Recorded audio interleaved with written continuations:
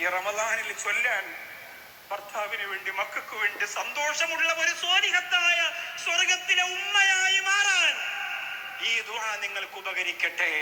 അള്ളാഹുവിന്റെ റസൂൽ നബി മുഹമ്മദ് മുസ്തഫ സല്ലല്ലാഹു അലൈഹി വസല്ലമ തങ്ങൾ പറഞ്ഞു കൊടുത്തതാണ്. ഫാത്തിമ റളിയല്ലാഹു അൻഹ പറയാണ്, എന്റെ ഖൽബിൽ ഒരു നിധിയുണ്ട് അലിയെ.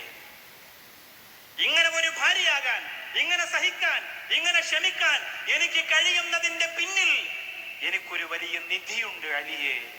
അലിയാർ തങ്ങൾ ചോദിക്കുന്നു, എന്താണ് ആ നിധി? ഫാത്തിമ റളിയല്ലാഹു അൻഹ പറഞ്ഞു കൊടുക്കുകയാണ്, അള്ളാഹുവിന്റെ റസൂൽ ഷഫീഉനാ മുഹമ്മദ് മുസ്തഫ സല്ലല്ലാഹു അലൈഹി വസല്ലമ തങ്ങൾ പറഞ്ഞു കൊടുത്ത ദുആ. 3 പ്രധാനപ്പെട്ട കണ്ടന്റ് ആണ് ആ ദുആയിലുള്ളത്.